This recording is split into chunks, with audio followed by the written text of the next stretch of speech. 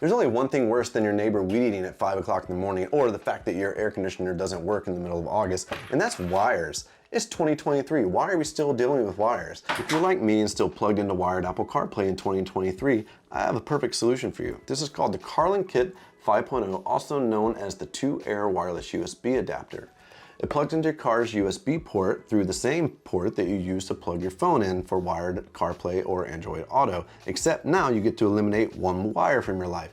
Granted, it still has a wire, but it's not the long wire that plugs into your phone, and you never even have to take your phone out of your pocket. So let's install it, let's talk about it, and let's see if it's worth it.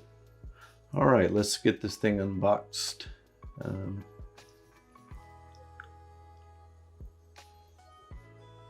Not my favorite packaging. I think it could have been a little bit more graphical. And of course, everything uses white packaging like Apple. As you know, the standard. This thing's a little bit harder to get into than I expected, but it's because I'm not that smart and I realized you have to push it. And there's the device. Small, it's about the size of a credit card, obviously not as thin as one, but it's super small. It can be hidden almost like anywhere. Here it is next to my knife. I'm just trying to find things around here that can kind of show the size. That's the remote to my lights, and yeah, it's super small. Fits kind of in the palm of your hand. Yeah.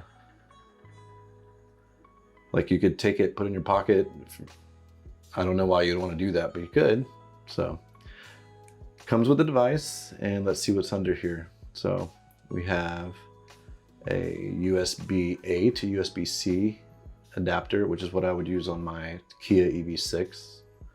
And this is a USB-C to USB-C adapter. And then we have the instruction manual, which is really short. I'm not quite sure what language this is, but oh, okay, here's English.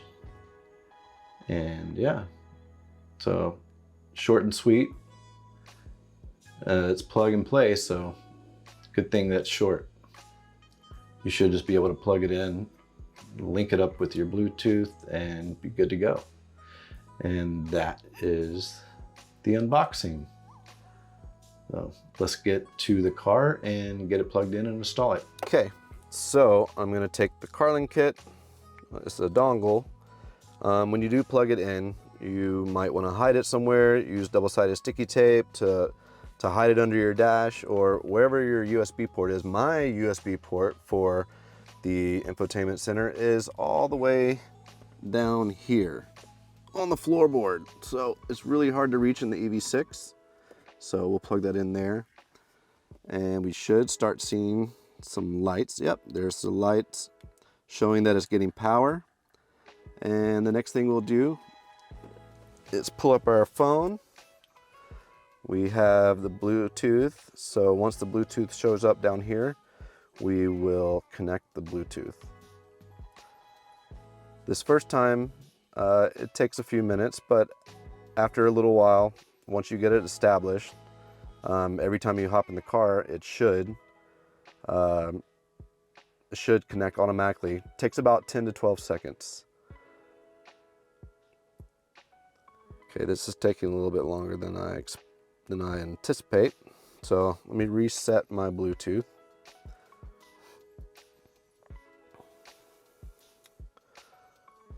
So once it starts to populate, there it is. We will click into that. We will give permissions. And just like that, it starts to connect. And it shouldn't take this long after the first initial setup. So you have to give it permission.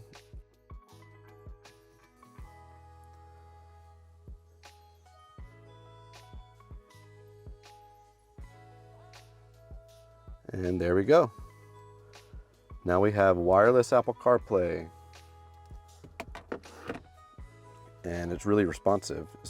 There's a little bit of a lag when you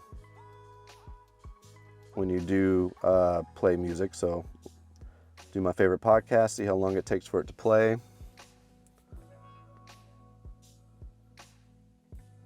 This is a great podcast if you're into true crime. My favorite murder.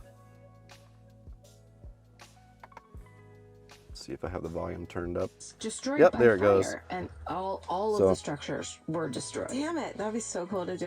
So there's a little bit of lag when you change tracks and when you start and A live stop. episode from there. Oh my God, could you imagine? Yeah. But it's wireless. You don't have to worry about plugging your phone in every time. You literally can just leave your phone in your pocket, hop in your car, and there you go. It's really, really, really convenient. But yeah, it's super useful. It's super helpful. I think it's great. Now let's talk about changing settings. So when you do change the settings, come down here to your browser. I use Brave. You'll come in here. We'll enter our car brand. So we have a Kia. I believe they do this so that it will know what icon to put on your home screen. I have the EV6. And it is a 2023. So confirm submission. Set successfully. And now we can go down here and check for an update.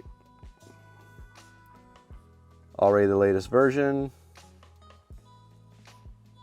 So now we'll go to the home screen. You can see all the information there. You can also hop on the Wi-Fi so that you can do updates. So we'll go over here. I'll hop on the Wi-Fi for it. Sorry, it's a big phone and I'm holding the camera on one side with one hand and holding the phone with the other. So it's really kind of difficult to do both of these. So we'll refresh this connection. So you'll want to go to 192.168.50.2 to get to the settings in your browser. So the Wi-Fi name, software version, hardware version. This is the devices, which my phone is called iPhone 2. And you come over here to settings, so you can change all these settings. You can do auto connect, category, you want to do DVDs, so it's higher quality. Call quality clear, video resolution auto, but it doesn't really play video. So basically, yeah, that's how you go in here and change up all your settings. Obviously, it'll be unique to each and every person and each and every car. But yeah, now you have wireless Apple CarPlay in your wired CarPlay car.